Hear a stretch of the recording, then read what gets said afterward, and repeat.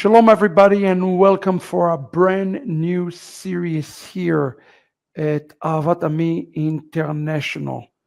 Decoding Ovadiah and the Last Days is unlike any other teachings that I've done for you systematically.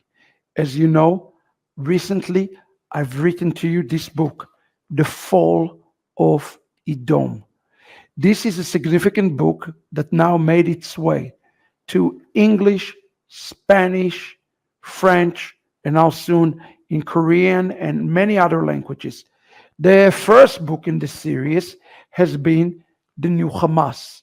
This is a classic that I urge everybody to read. Both books are significant in understanding end time eschatology. And I know that everybody wants to know exactly where we're at in Acharit Hayamim. And this is why I've put this particular series for you. In Decoding Ovadiah and Acharit Hayamim, we are going to open up the fall of Edom.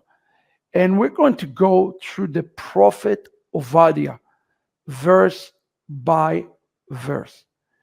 The title of the shiur today is going to be Awake. We are in Ovadiah chapter 1, verse 1. So you can expect regularly to go with me through the entire book of Ovadiah. Now, we have to understand, as we're going to learn today in this systematic course, that many of the things that are happening in the book of Ovadiah chapter 1, which is, by the way, the only chapter in the book, are spoken by other prophets. And we're going to look at some cross sections of the book of Ovadiah. Now, the first thing I would like to explain to you remember, because why Ovadiah is so significant, is because Ovadiah was not a Jew. At least he wasn't born a Jew. He was a convert, and he was an Edomite. And today we'll understand why this book is so important for the nations in the last days. As always, this teaching is given to you freely share it with others, and I hope that it will truly impact you. I would like to expand on some things I've written in the Fall of Edom, clarify some other things, and explain some of the difficult concepts around the chief commentator that we're going to look at, the Ramad, Rabbi Moshe David Valley.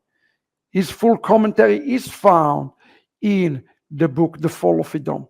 But we're going to pick up on some of the key pieces and understand them today. Even Ezra, to Abarbanel, and several other commentators in the context that you understand what and where we're at today. I like to start with the word of Abarbanel itself before we even touch this scripture, before we even touch Ovadiah 1:1. Listen to what he says to us. He says, the words of the prophet Ovadiah are one single prophecy only. Therefore, I haven't divided it into separate prophecies. This is something that we all have to understand, that the prophet Ovadiah, and he was a prophet, wrote it as a single prophecy. And Ovadiah chapter 1 goes along hand in hand with Psalm 83, Psalm chapter 2, Zechariah chapter 12, Jeremiah chapter 49. They all represent the same event. Ezekiel 38, they represent the same event from a different camera angle. The reason that the prophet Ovadiah is so relevant to us today, because it's connecting quite powerfully with the word of Rav Shaul in Romans 11, as we're going to see today together. But before we get there, make yourself a note that this is indeed a single prophecy. What you read in 1:1, connecting to the very end. This entire thing represents one prophecy about Edom. The number one question that I'm asked again and again I will say it, read the book. This series does not come to replace the book, but to explain a few key things.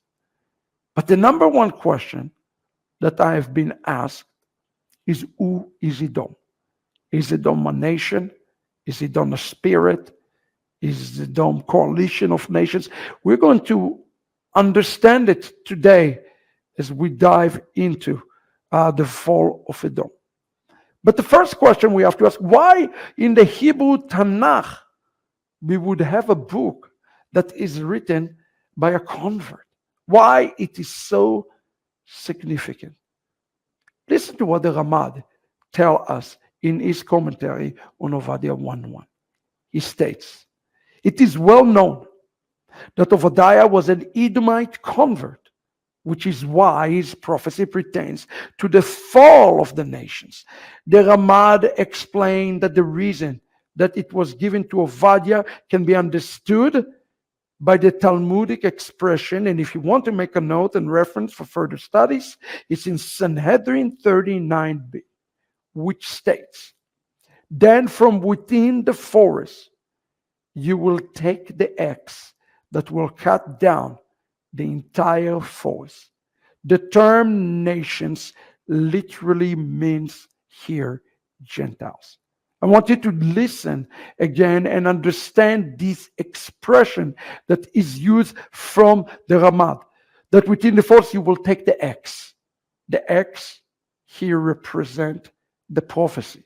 And it's not just a regular prophecy, it's called in Hebrew Nevuat Po'anut. Nevuat Zam, a prophecy of wrath. The other person, excuse me, who known by the Navi Zam, of prophet of wrath, is none other Jeremiah, which is interesting because the same language that is used here in Ovadiah 1:1 is used in Jeremiah chapter 49. And a little bit later, we're going to examine it. But what is the meaning behind the axe that will they will cut down the forest? It's mean that it has to be one of their very own, one from the nations who give the Nevuat Zam, the prophecy of wrath, to the nations. Now, this prophecy is starting with a true Zam, with a true warning. Now, I know that many of you have heard this, especially if you've been in the Messianic movement, that the term goy is a negative term. That, friends, is simply not true. And the reason I say that is because I want you to listen and pay attention to the way Ovadiah described the goyim in this case. In this passage that we are going to look today at, the key passage of Ovadiah 1:1. Now, again, I want you to remember that only a non-Jew can speak like that to a non-Jewish crowd. And that's why God is giving him the spirit of prophecy to speak about those days. The days that I believe that we are living right now. The days before the judgment. Many of you are not Jewish, watch our channel faithfully. And you probably ask the question, what should we do as non-Jews in these last days? Today and throughout this series, you will get the answer of what God have you to do. And again, it's a prophecy of calamity against the nation. And this prophecy starts in such a way. Let's read together. חזון עובדיה, כה אמר אדוני השם לאדום, שמועה שמענו מאת אדוני, וציר בגויים שולח, קומו ונקומה עליה למלחמה. The vision of Obadiah. Thus says Adonai Elohim concerning Edom. We have heard a report from Adonai, and an envoy has been sent among the nations. Arise, Let us rise up against her in a battle. Well, this is a stunning verse that we've just read in Ovadiah 1. First of all, it starts with the word chazon. The word chazon in Hebrew means forecast. A weatherman known by the name of Chazai. Chazon always speak about the future. And the very first question that we have to ask ourselves, does it indeed speak about Acharit Ayamim? Does it indeed speak about the last days? This is an important question. And as we're going to see in a minute, Abarbanel asked this as part of 6 different questions that he asked about Ovadiah chapter 1, verse 1. That was one of the 6 questions that he said we have to answer. And we're going to see the answer for that in a minute. Now, the other thing that we have to pay attention to is the word here, Hashem Adonai le'edom. Le'edom.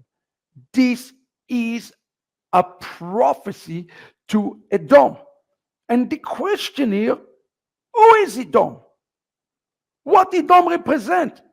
And if all the Gentiles who are bad, who are part of Edom, why does it mention here in the text the envoy that has been sent to the nations? If you don't mind bringing this verse again, I want you to pay attention to what it says in the screen on the red. Throughout this series, whenever you see red in Hebrew, I want you to pay attention to. It says, Vetzir Bagoim. This word, tzir, is an important word. It's more than the word envoy. It represents some sort of ingathering that is going to be taking place.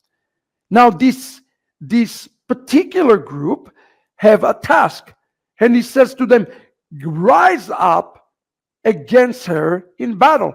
Now, the question that you have to ask yourself is, who is it speaking about? Does it truly speak about the nations that are going to take a war? And if it's the case, who is it that the nations are going to take war against? You can come back to me for a moment and understand this. That the word Tzir Bagoim, speaking about another set of Gentiles. The calling is within the Gentiles, to the Gentiles, to fight Edom, which is also Gentiles. This is important. This is significant. We have to make sure to understand that there is 2 different set of Gentiles who are going to be part of this war against Edom. There is the Gentile Edom, and there is an envoy Edom that is going to come against the Gentile Edom. You probably say, I don't understand it. This is confusing. In a minute, it will all make sense for you. Now remember, Abarbanel has told us that this particular prophecy is a prophecy that is a single prophecy. But the question is, are we sure that he's speaking about the end time in Acharit Hayamim? Let's turn together to Abarbanel. Itzhak Abarbanel, the following he says. It is impossible to say that he saw the destruction of Edom that occurred in the time of Nebuchadnezzar days, like what the Even Ezra writes, or that one that occurred in this time of Hyrcanus, Yochanan Hyrcanus days, because he says in order to cut off men from the mount of Esav, and also says there will be no remnant to Esav. And it is known that Nebuchadnezzar and the time of Hyrcanus destruction were not complete destruction. I want you to underline those notes. They were not complete destructions without survivors. So this proves that it is referred to a future time when they will be utterly destroyed without any remnant, when God redeem his people. You see, Abarbanel is giving us here an important clue. He said, yes, there's been partial destruction of Edom, but there has never been a complete destruction of Edom. Therefore, this particular prophecy cannot be taken and understood as a prophecy that already been fulfilled. It's one for the future. Well, is this prophecy for the future? Is a prophecy that will lead for the coming of the Messiah before the time of the Messiah? Listen to what Abarbanel says as he continues. Pay close attention to this. He says, and don't be surprised that he would prophesy about an event so far in the future, since Bilam, who came 300 years prior, also prophesied about the destruction of Edom. We read that in Numbers 24:18. Edom will be an inheritance, and its enemies will inherit Seir, which is the other name for Edom, and Israel will be triumphant, and Jacob will descend and destroy the remnant from the city, which refers to the future Edomites that are, here you go, take a breath, that are the Christian nations. And many prophets talk about the destruction of Edom. And in his opinion, there were 9 different prophecies about the destruction of Edom, or what he referred to Abarbanel, the destruction of Christianity.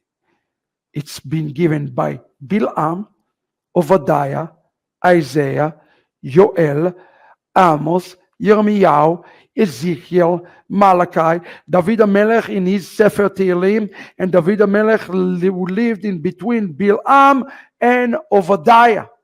What a shocking statement by Abarbanel, who equate Edom to Christianity. But wait a second. If he is equating Edom to Christianity, why are Gentiles are being called out of this system of Edom to fight Edom? This is an important question that we have to ask ourselves today. We must make a distinction between the system of Rome, that in Judaism, throughout the Mefarshanim, the commentators always refer to the system of Christianity, to a Christian itself, an individual Christian. The two are not the same. And please, do not respond to this video, think that I am against Christians. Chas v'chalila, God forbid. There are 2 different types of Gentiles in the world, and we have to consider that today. Again, this is the opinion of Abarbanel, and we must rectify it in the light of the spirit of the word here, Jeremiah and the others. Today we will look specifically at Jeremiah cross text, because it uses the same words of Ovadiah 1:1. But we must keep today an open mind for God's plan for the Gentiles. I do believe that Ovadiah wrote this book because he knew that there are plans for the nations, for the Gentiles in the last days. So is this prophecy for the future? Yes. Is it about Acharit Hayamim? Yes. Listen to Abarbanel as he continues. And he says, the prophecy of the downfall of Edom was repeated to the 9 prophets because God wanted the matter to be well known and not a hidden matter. And because it was commonly prophesied about, sometimes one prophet would borrow an earlier one words, which explain why Ovadiah and Jeremiah language are literally almost identical. But Jeremiah add unto the words which is on prophecy. We have to understand that if a prophet He's repeat the words of another prophet. That's mean that he is doing it because it's something that want to be well known to us. So in this case, the same prophecy repeat 9 different times. This is something that we need to take into account. Edom will be destroyed. Wait, we will identify Edom and we will do it together. But we're seeing something interesting here in the text. We're seeing in the text that there is a group that is going to arise from within Edom. Within Edom. They're going to break out from within Edom. They're belonging to Edom. They're being consumed by Edom, but they're going to rise up to go to war from within this thing that is called Edom, that we are yet to define. And as a matter of fact, let's go to the next slide. Let's look at Ovadiah 1:1 again. What are the words that are being repeated in the book of Jeremiah? You see them here on your text. Those are significant words that both Jeremiah and Ovadiah are telling us. We have heard a report from Adonai. Shmu'a shamanu me'et Adonai. Those 4 words are repeated. And this word Shmu'a here in the text is very important. So I want you to put a note on this expression, Shmu'a. Okay? So what does it mean? You can come back to me. It means that somehow there is going to be something that is heard from inside the nations, from inside the camp, that is going to rattle the Gentiles. It's going to rattle them so much that they will be willing to fight a certain fight for the name of our God, for the name of God of Israel, which is incredible. They are Gentiles according to the flesh. Listen to what Abarbanel says on that in the same context. He says, the Radak says that there is that this is Ovadiah meaning myself and the other prophets who discuss the destruction of Edom. This expression, Shmu'a Shamanu, we have all heard it. Who is the we here? The we is Jeremiah, the we is Amos, the we is all of them. Shmu'a Shamanu. We all want to. So you see, what's happening here is Amos, Jeremiah are now being piggybacked on Ovadiah, who say, hey, let me tell you already what is being revealed to the prophets, and let me reiterate it to you. That's why he used the plural word. He didn't say shama'ati. Shama'ati mean I have heard. Shamanu, we heard. The prophets of Israel is heard. And the Radak is telling us, indeed, he is repeating what all the prophets saying to us. Let's continue to read together. He says, the prophets, all the other prophets heard the destruction about Edom in those days. Now, it says there in the text, thus say Hashem, as if an envoy has been sent out among the nations to publicize this, so that all the nation will come to war against the land of Edom. There is, let's stop there. There is a call to the nations to come to fight against the land of Edom. Abarbanel says it's a physical land. But as you're going to see in a moment from the various other commentators, some did not believe that Edom is a physical land. Not the Radak and not the Ramad and not the Ramchal. They didn't believe that it's only a physical, but it's something else that we have to define. We have to know who is the enemy that we're fighting against. But here is the problem. And here Abarbanel. And anybody who say that the rabbi is dishonest do not know their heart. Their heart is always to seek the truth. At times they make mistakes. but their heart is to find the meaning beyond every word and letter of the Torah. And here, Abarbanel make this shocking statement. And he say, how is it possible that all the nation of the world will rise up without a reason to fight against Edom? And what is this envoy that was sent, and who is sent it? There is going to be an awakening within Edom to awaken, create an envoy, like a group, like a remnant that is going to come against Edom. And you say, how is it possible that they are going to be, the nations will be turning against the nations?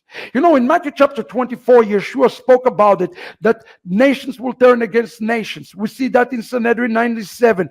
We see that in Tractate Sota. We see it in so many places. And at the end of the day, these nations turning against nations is a sign of the last days, not just wars among nations, but a remnant that is going to turn to God to fight against Edom, which represent the nations. That is something that we have to consider. Now, the interesting thing is Edom, according to Abarbanel, represent Christianity as a whole. But how is it possible that Christians will turn against Christianity? Listen to what Abarbanel said. And again, I don't want to offend today anybody who is a Christian. But I will say that Christians, you have to choose. The time to choose is now. Let's conclude with Abarbanel and listen to what he says. The nation of Edom is the summation of the Christians. Summation of the Christian means Christianity that began with the Romans, who will be awoken to go up and conquer Jerusalem because it is holy for the religion. And Jesus is buried there. Isn't it amazing that he mentioned Jesus by name? I want you to understand this today. Just as it says, not all of Israel is Israel, not everybody who call on the name of Yeshua, who is a Gentile, is really truly a follower of Yeshua. Many call upon his name, and they do not represent Yeshua. In Zechariah chapter 12, we read that. In Psalm chapter 2, we read that the nations will come up against Jerusalem in these last days. And that is exactly the event that is going to take place. There is going to be an alliance among the nations to turn against Israel. On October the 7th, at the brink of Israel war right now, with Iran, with the Hezbollah, we are seeing the nations who are already turning against the nations. But as the war will intensify, the nation will take an even more serious stand against Israel and against the Jewish people. We must understand it. So when he say here, summation of Christians, what does he mean by this? He means by that Christianity, not Christians, but rather Christianity.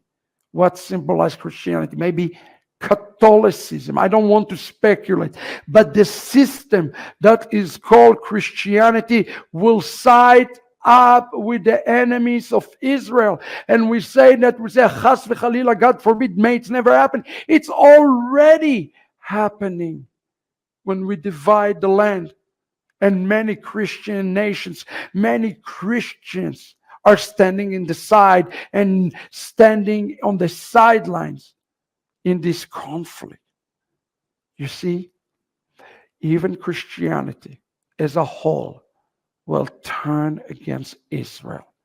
As a matter of fact, let's go to the next slide, because there is a good news here in the text. Look what it says there.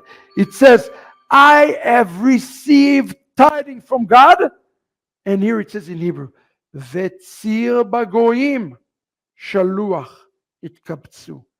And an envoy is sent out among the nation. This word, shaluach, is where we get the Hebrew word shaliach, emissary. Something will awake them. Something will get them up, and they will understand that the system that they are part of is a system that's looking to destroy Israel, looking to go and divide Jerusalem. How will they understand it? It's a mystery. Shaluach itkabtzu. They will ingathering. You see, there is going to be an ingathering. This ingathering have a name. It's the remnant. The ingathering here is the remnant church that is going to be established in the last days. We have to understand that there is going to be a remnant Christians who will divorce themselves from the system of Christianity. And who is the one who is gathering against Edom? Listen to what the Malbim he's telling us in his commentary. He says, now the prophets speak of the future. The tidings from the Lord is prophecy. The envoy within the Gentiles, oh my goodness, the envoy within the Gentiles prophesies of the envoy who is gathered against Edom. During Acharit Hayamim, here you go, Malbim said, this is the last days, the envoy of Edom will be great and mighty, to the point that many Goyim will have to fight a system that is called Rome, which is including Edom. In essence, what the Malbim is telling us here, that is going to be an envoy of wickedness, an envoy of righteousness among the Gentiles. Exactly what Yeshua is teaching us in Matthew chapter 25:32, when he says that in the last days there will be a great separation between the sheep and between the goat. And today we must understand that there are two envoys here. As we continue to this series, we will learn about the other envoy, the envoy of wickedness, the envoy of the system of Christianity. But there is going to be another envoy, an envoy of righteous Christians who will never sell Israel, to the point that they will have to go to war within the nations, within the church. And before you think that I tell you this today to frighten you and to alarm you, I am telling you today the great separation has begun already. We are noticing it, we are watching it in everything, in the nations, in politics, with wars, with our political views, with our moral views. Everything is being separated in those last days. The word that is used here in the text to describe this righteous envoy is the Hebrew word tzir bagoim. It's not so say tzir me'agoim, tzir bagoim. The letter bet, bagoim, something will enter into them. I do believe that this thing that is going to enter into them is none other than the Ruach HaKodesh, the Holy Spirit, who will awaken them. And a matter of fact, they will say, let us get up. Metzudat David and Metzudat Zion give us two principles of the righteous envoy. I want you today to ask yourself the question, do you possess those two things? Do you possess them? Especially those who are not Jewish, from the nations, Gentiles according to the flesh. Do you possess those things? Look with me together, the Metzudat David and Zion. Metzudat David quotes in context Proverbs 25:13. You see, it says there, Inyan shaliach kmo tzir ne'eman. It is a person who receives an emissarial calling to be a faithful envoy. As it says in Proverbs 25:13, he is trusty messenger for those who sent him. He lived his master's spirit. Today, the nations have a calling and have a responsibility to live the master's spirit. Who is the master? The master is Mashiach, but the master is Israel. I want to tell you something today as the nations. You have a responsibility today, number one, to be a trusty messenger. You know what it means in Hebrew? Trust is the word ne'eman. That's where we get the word amen from. Amen. Adonai, Aleph, Mem, Melech, Nun, Ne'eman. The Lord is a faithful king. The very first question you have to ask yourself today, how faithful are you to Israel? How faithful are you to the Jewish people? And I want to challenge you today. If you say you are faithful to the Jewish people and faithful to Israel, you must be also faithful to Judaism. If you hold today a position that seeks to convert Jews, if you hold today a position that seeks to assimilate Jews, if you hold today a position that try to make Jews go away from Torah, if you hold today a position against the oral Torah, you are not faithful to the Jewish people. I want you to tell you today, do not seek to change the Jewish people. Choose today, as it says in Proverbs 25:13, Kmo tzir ne'eman. Lift their spirit. Lift the Jewish people's spirit. So number one, the category, the prerequisite that we all have to ask ourselves today, if we are to be this envoy, what is our level of faithfulness to the Jewish people? That is also our level of faithfulness to the Mashiach, because Israel and Mashiach are one. They are one entity. Then Metzudat Zion comes and says the following. It says there that they will have a special quality to them.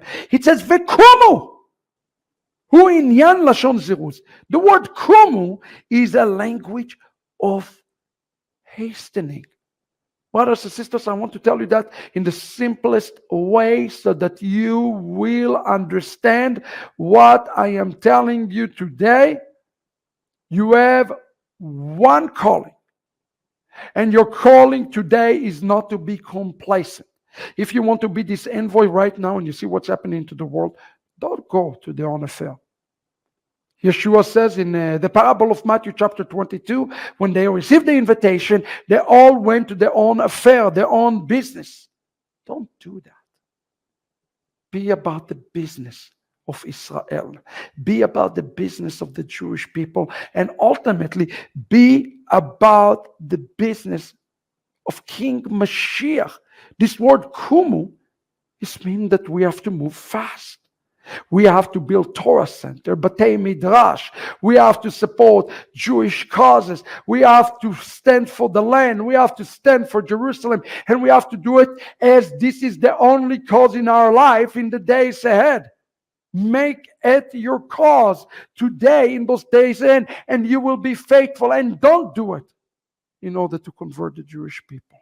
That's not what the faithful ones are doing.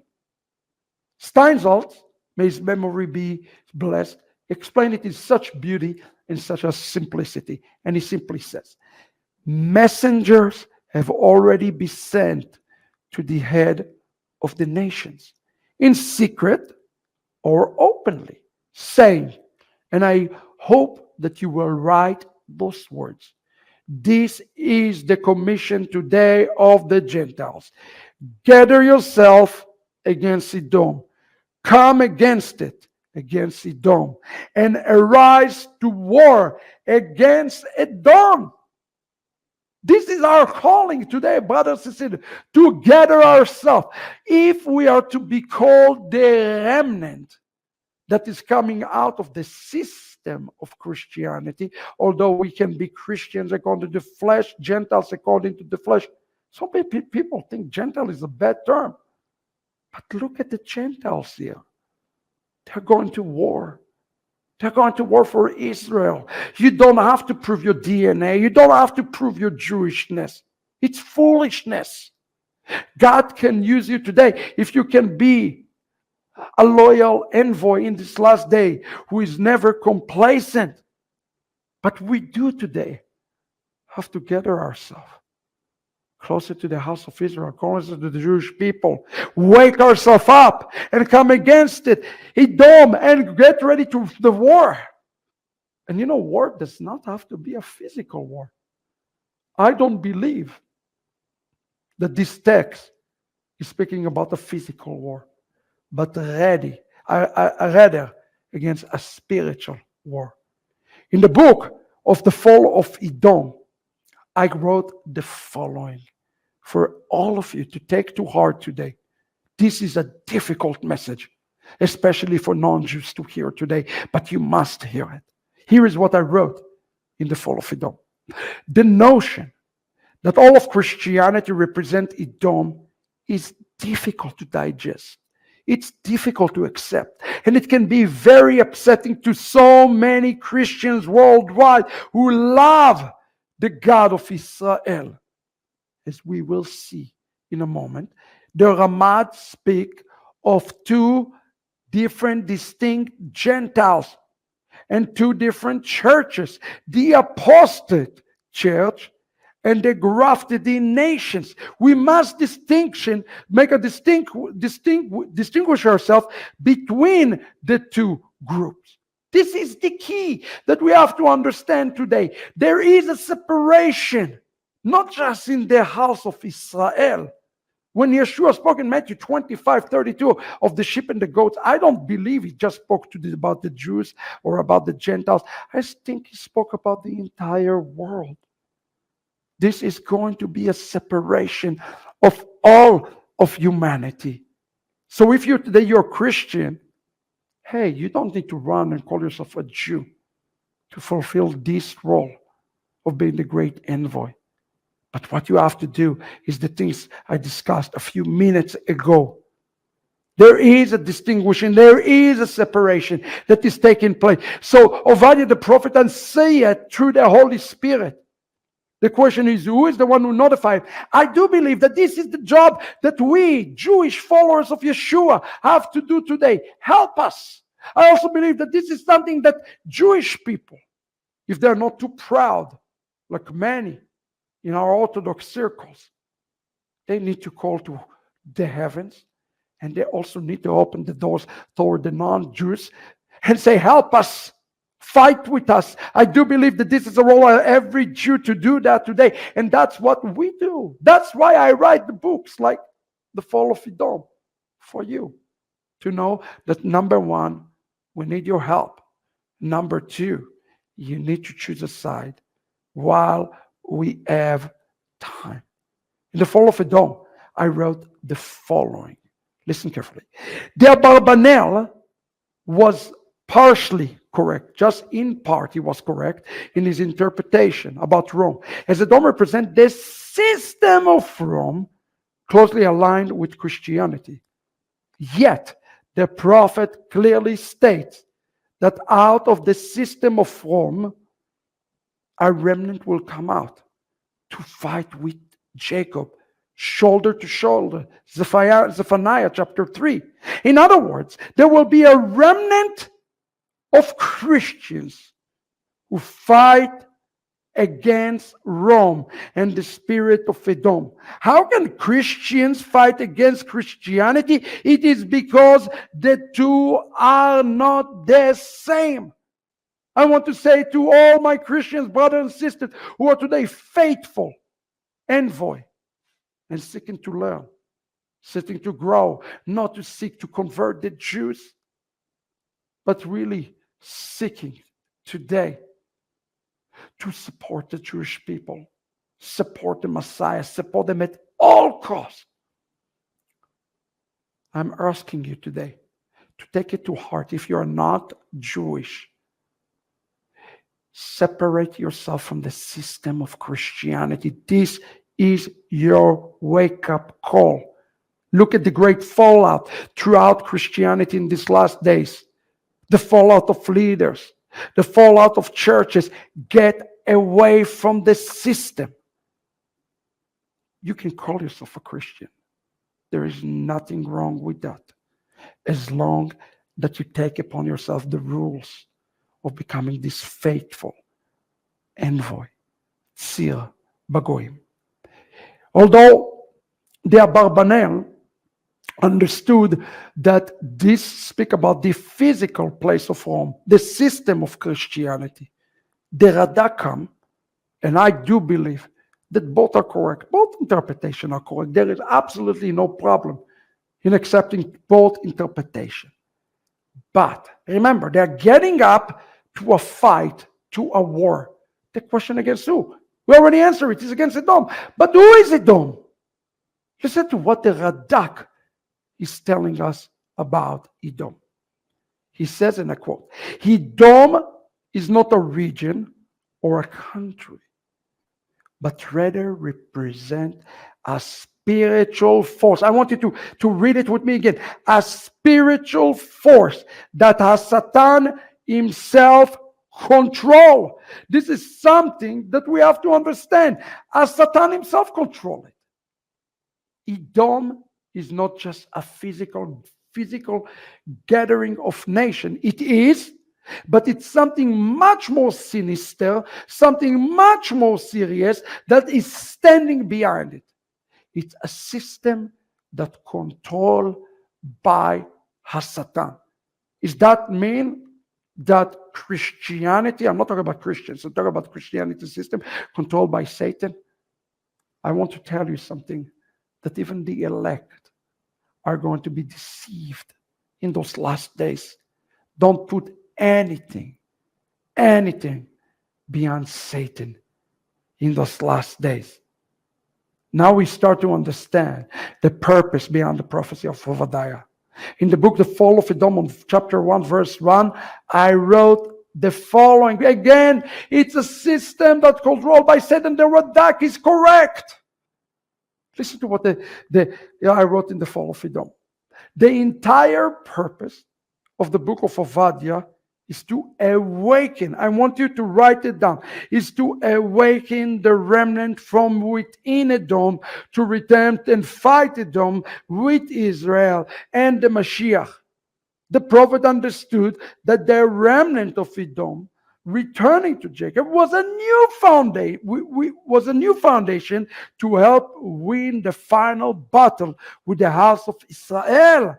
The mystery is that through the nation awakening, Rabbi Shaul spoke of the great mystery of the fullness of the Gentile, which is exactly the purpose of the book of Ovadiah, to both warn the nation and to invite them at the same time.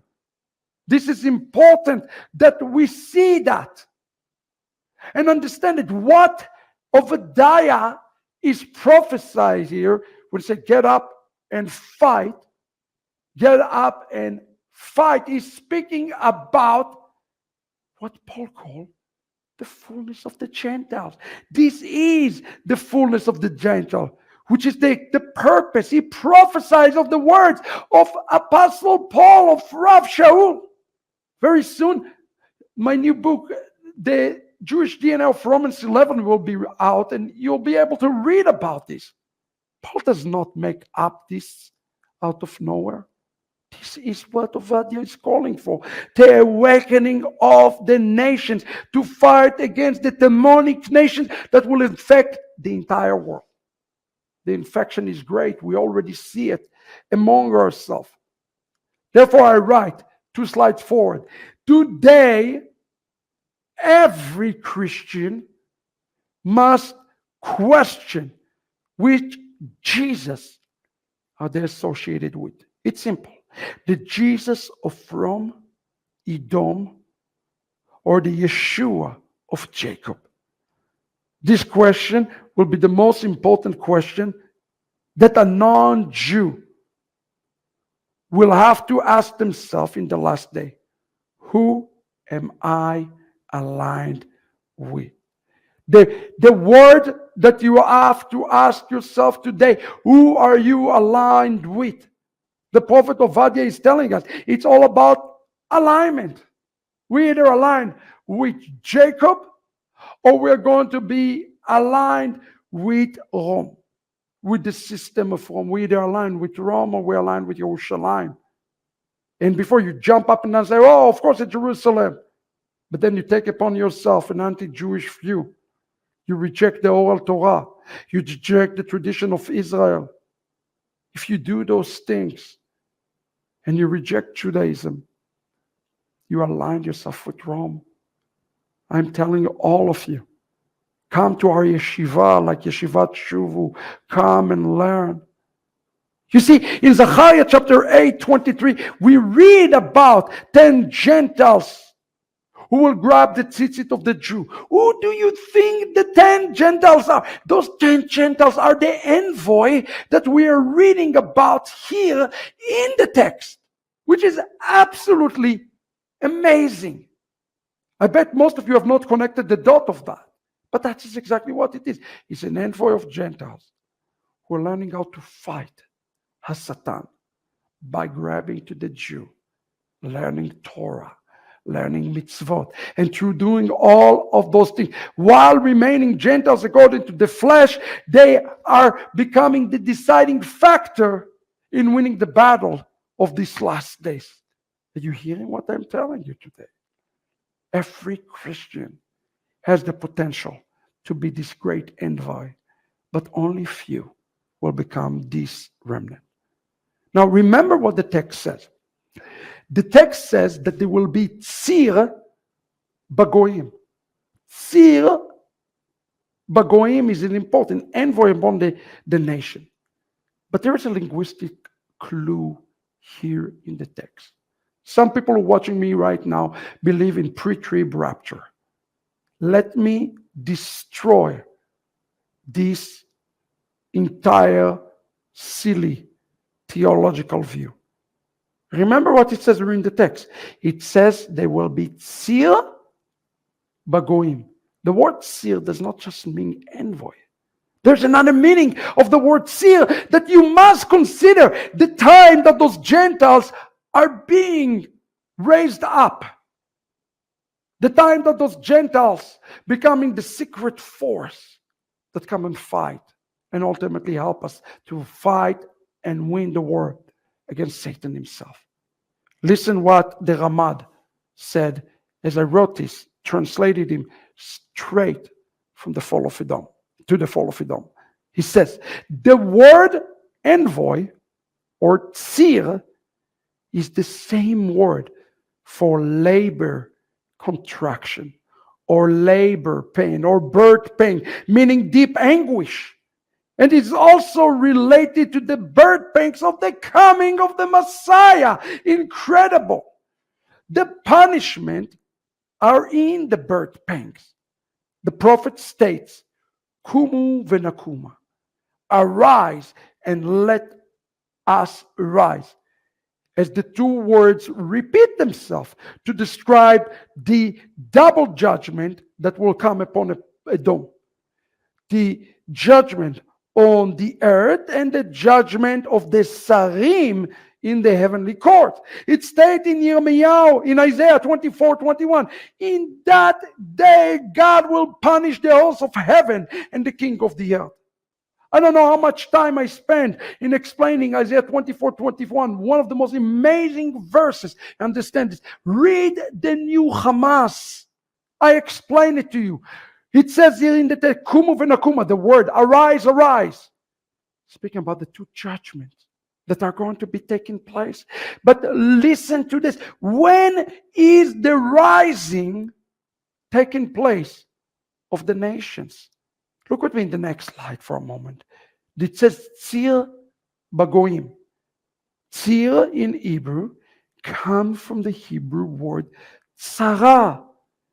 Tzarat Yaakov, Jacob trouble. The call to the nation is during Jacob trouble. Now be logical for a moment with me and understand it. If indeed the church has been raptured and they are no longer here, how can they get up to fight against Satan? The word Sir Bagoim means that they will rise in the time of Jacob trouble, which means that the church has to go through the tribulation. Even the remnant church that line itself with Israel have to go through tribulation. It is clear to the expression Sir Bagoim during the time of the Jacob's trouble. This is incredible prophecy, friends.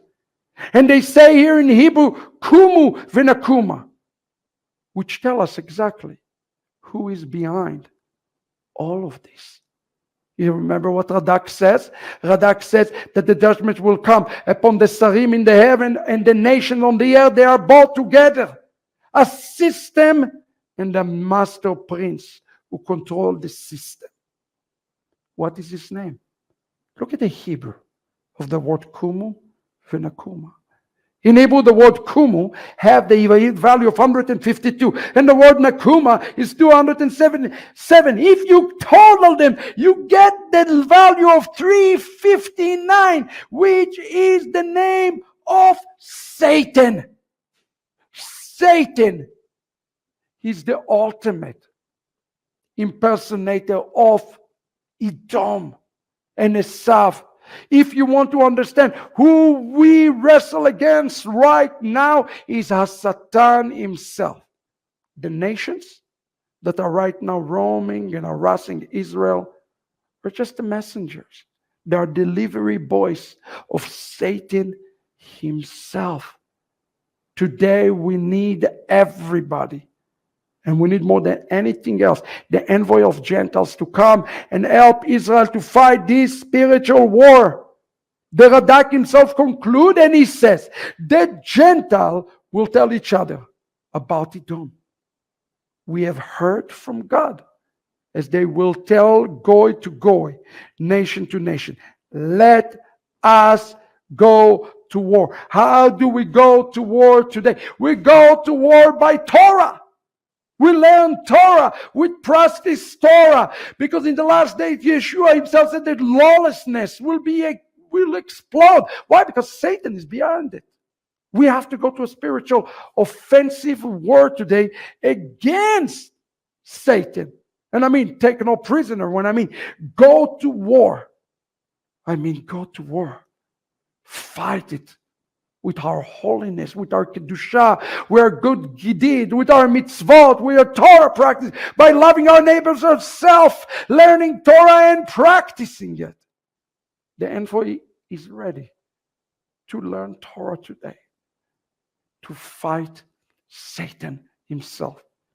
Matter of fact, the word that is used here in the text, last word for you this evening, is the word nakuma. Look at the root of the word nakuma.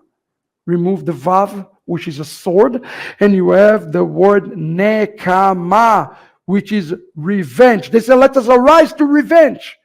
The remnant among the nations will say to each other, let us arise and take revenge upon the nations and upon Satan himself. Verse 1 of Ovadiah is giving us today a challenge.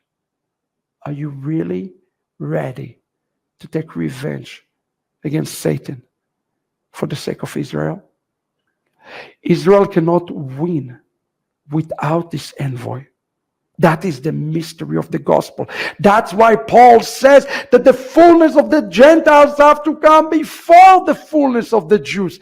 That's what's happening in verse 1. The fullness of the Gentiles is coming. So I'm telling all of you today, everybody, kumu venakuma, let us fight against Satan himself. Let us join ourselves to the house of Israel. When you join yourself to the house of Israel, through the spirit of Yeshua, and you do not reject Judaism, you're bringing weapon, the greatest weapon of Mashiach ben Yosef to the Jewish people. I urge you today, read this book, verse 1. Most importantly, as you read it, say to yourself and say to your neighbors, Kumu v'nakuma, let us arise. Understand, we are already in the time of Tzarat Yaakov. We are already in the time of Jacob trouble. We are in this time. But now, we have to go to work. Awaken today and become this remnant Gentiles, remnant church that is joining themselves to the house of Israel. I'm going to see you next time for verse 2. God bless you, and please share these important teachings and read the books. Shalom, everybody.